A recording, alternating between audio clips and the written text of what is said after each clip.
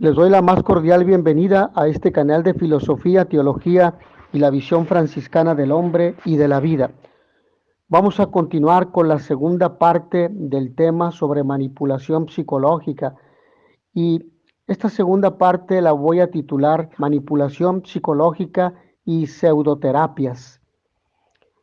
A este punto he de decir que algunos autores consideran que las pseudoterapias ofrecen una salvación en términos psicológicos, como una liberación personal.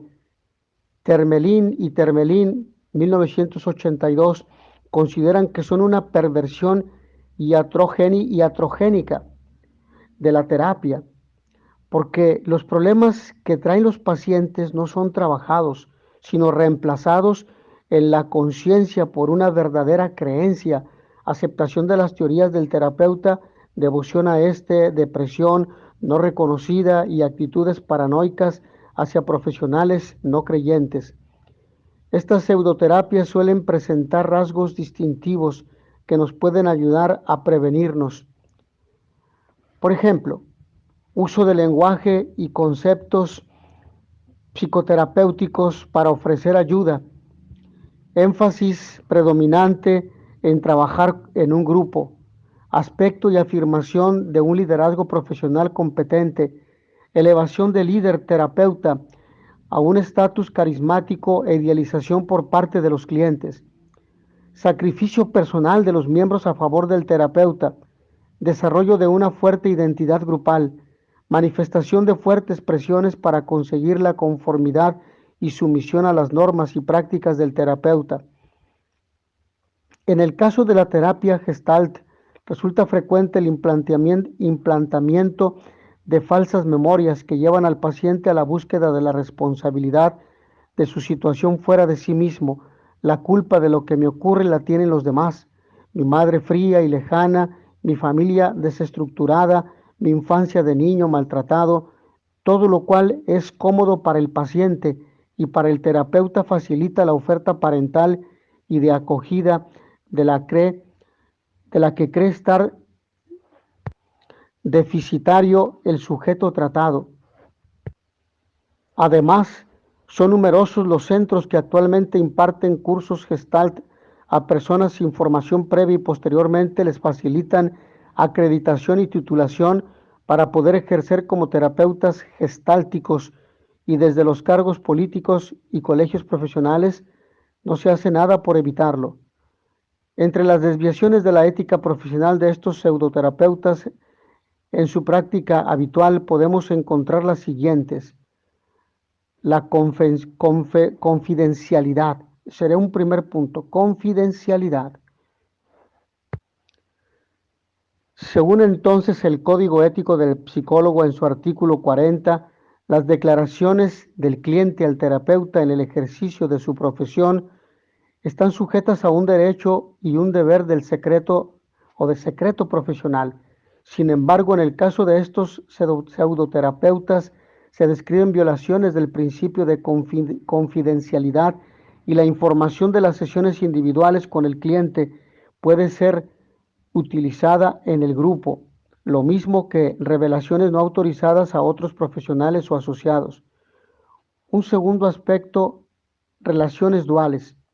Los códigos éticos de los profesionales de la salud mental exponen la evitación de relaciones empresariales, profesionales, sociales o de índole sexual con los clientes, lo cual está sustentado por la APA.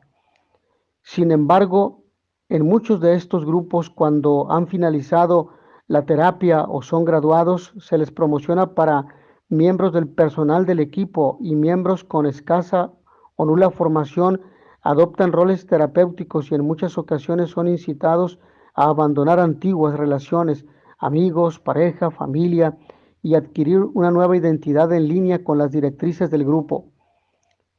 Una fuerte dependencia de su consentimiento informado.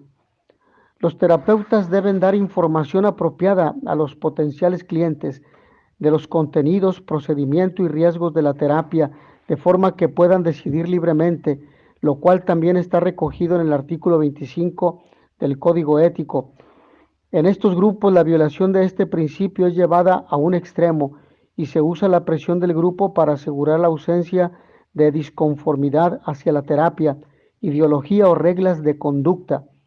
Es característico que se introduzca escepticismo o incluso miedo hacia cualquier otro tipo de tratamiento o hacia otros terapeutas.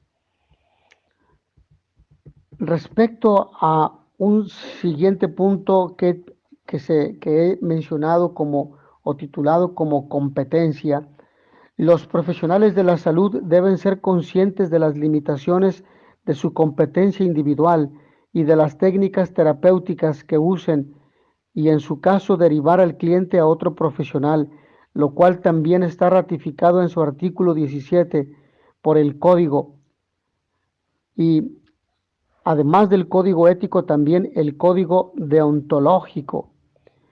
En estos grupos, un único tratamiento estandarizado es aplicado indistintamente a todo cliente y la ausencia de logros terapéuticos se cita como prueba de la necesidad de continuar la terapia.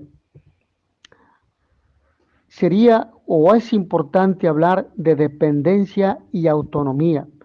Los profesionales de la psicología deben promover la independencia de sus pacientes, ayudándoles a definir sus propias metas. Los grupos destructivos, en cambio, generan primero miembros y alientan después sentimientos de humillación, fracaso y castigo, encaminados a desajustar al individuo, que para ser aceptado se plegará a las demandas del grupo. Un cuarto aspecto a mencionar, las prácticas financieras. Según la APA, la Asociación Internacional de Psicólogos, se deberán hacer tratos financieros con el cliente por adelantado y que sean entendidos con claridad. Sin embargo, los grupos destructivos incitan a sus miembros a sentirse responsables del bienestar económico del grupo y actuar en consecuencia donando tiempo y dinero. Otro elemento, separación término. La práctica competente incluye que el psicólogo o psicóloga debe dar por terminada su intervención y no prolongarla con ocultación o engaño.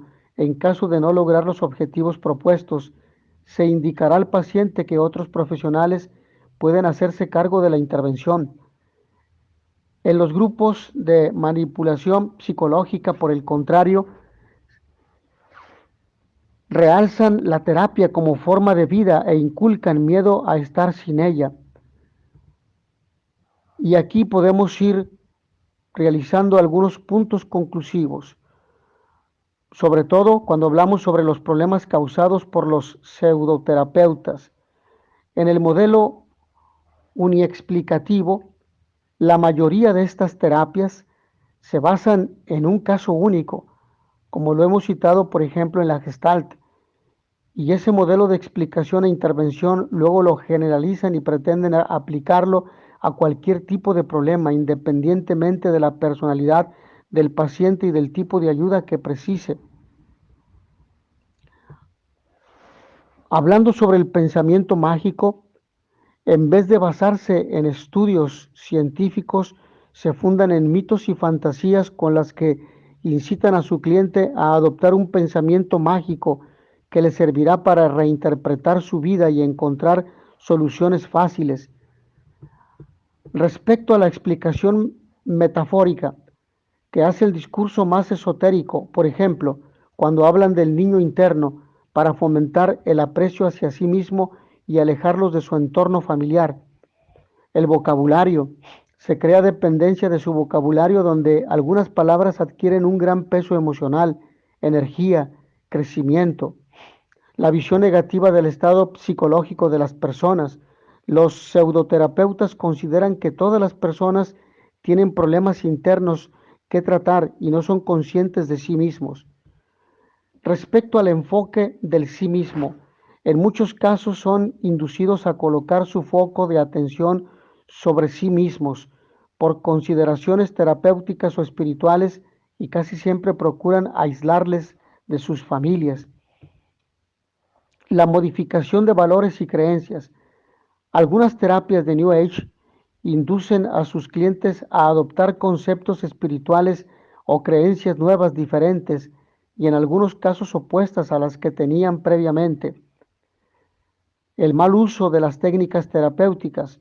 Así puede ocurrir con la relajación, la meditación, el yoga, la hipnosis, las imágenes guiadas que pueden llegar a provocar estados alterados de conciencia y otras veces sirven para sugestionar a las personas y obtener su sumisión. Al mismo tiempo hemos de mencionar la creación de falsas memorias. Muchas de estas pseudoterapias fomentan y crean falsas memorias, reinterpretando los recuerdos de sus clientes, bien para que se puedan adaptar al modelo terapéutico establecido o bien para separarles de familiares y amigos que son los que podrían controlar los nuevos descubrimientos. Incitación a no pensar. Se sitúa el énfasis en las emociones y sentimientos, a la vez que se desvaloriza el pensamiento. Se da supremacía a lo que sientes, déjate llevar por lo que sientes. Asimismo, denigrar el modelo científico, aunque estos pseudoterapeutas suelen utilizar un lenguaje pseudocientífico para envolverse en un crédito del que carecen, y por ende se conduce a algunos abusos, que son muy numerosos los clientes afectados por abusos sexuales, físicos y emocionales, llegando a utilizar el proceso transferencial para influir en ellos, aunque es difícil a nivel judicial detectar si ha existido o no engaño o manipulación psicológica. Está claro que se deberían controlar las técnicas utilizadas por estos pseudoterapeutas para lograr la manipulación psicológica.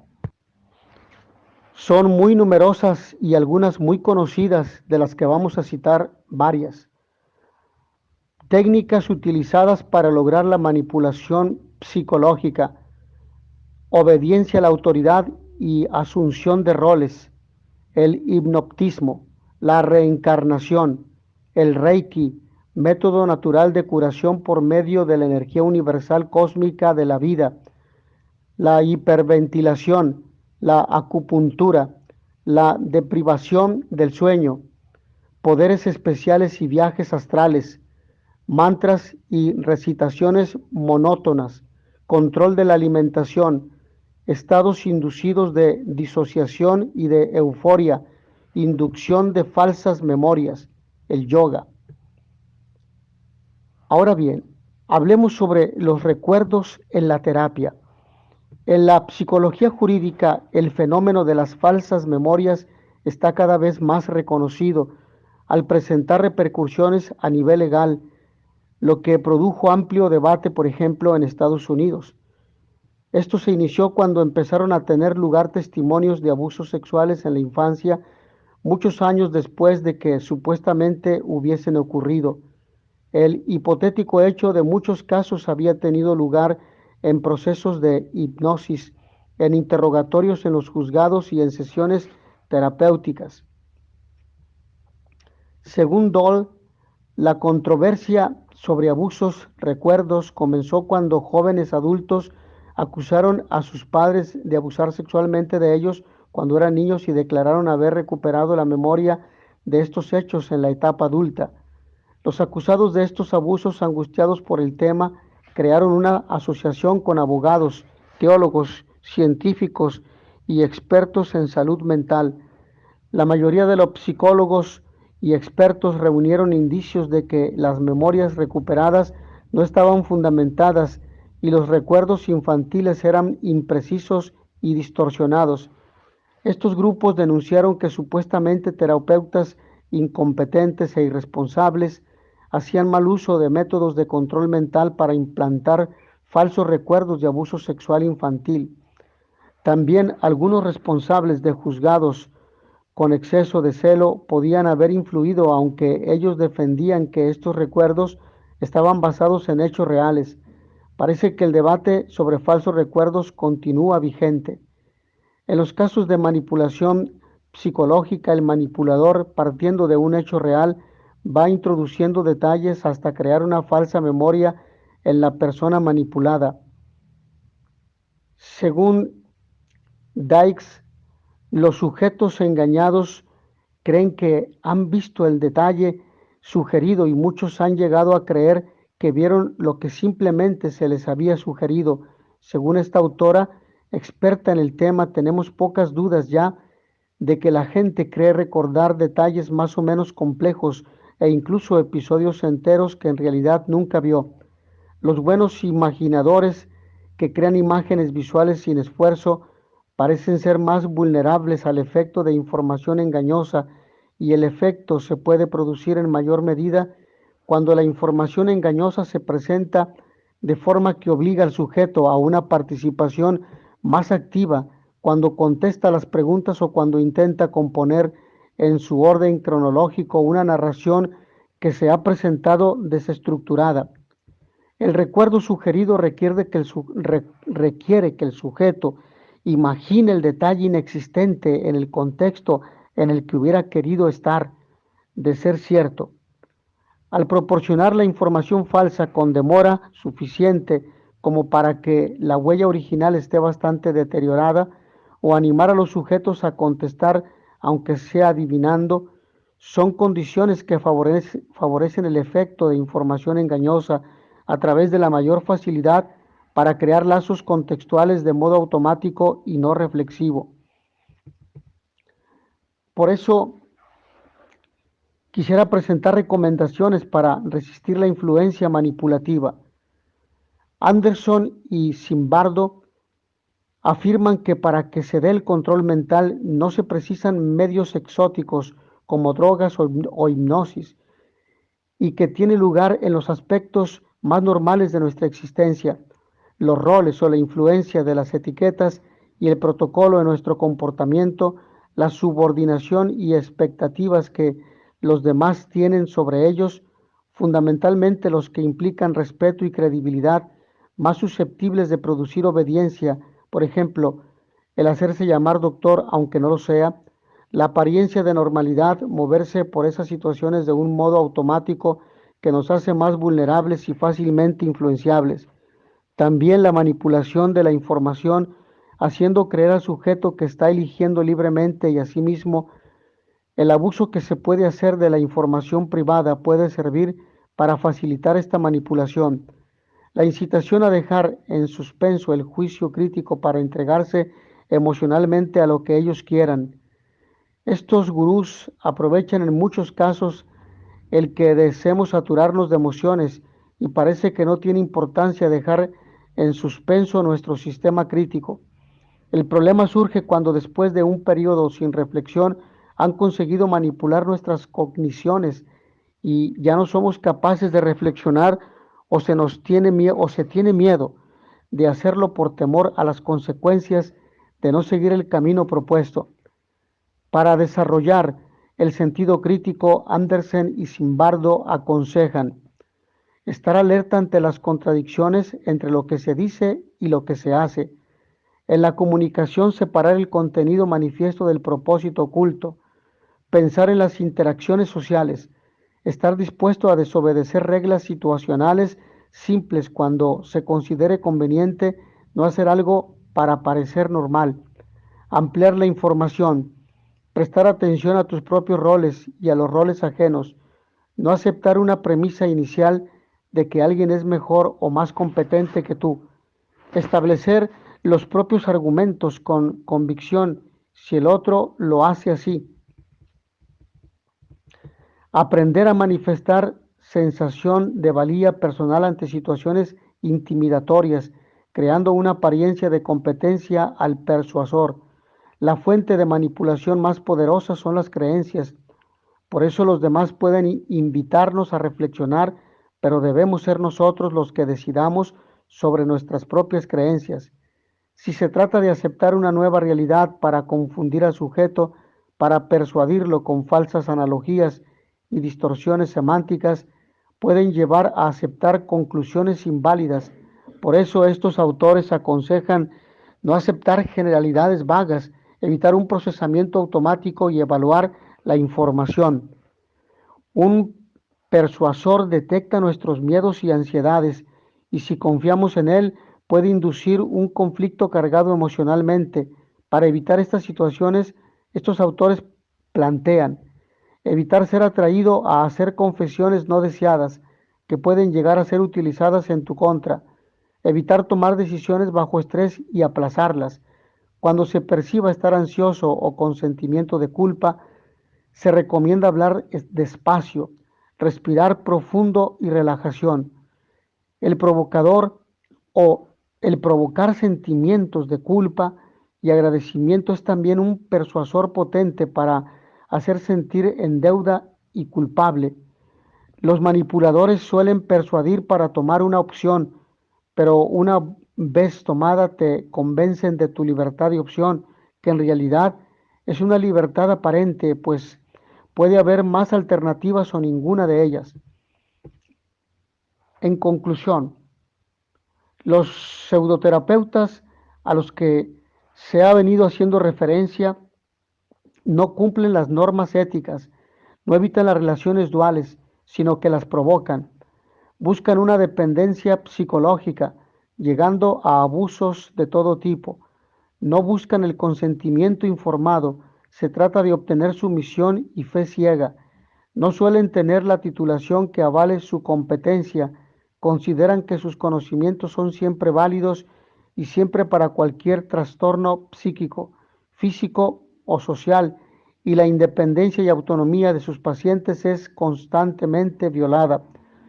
Todo lo mencionado es una realidad en muchos países de América Latina y nos concierne a todos, especialmente a aquellos que ejercen la profesión en la psicología, porque se usan técnicas psicológicas subvertidas para captar y anular al individuo y además se apoyan en nuestra imagen para hacer proselitismo y someter al adepto.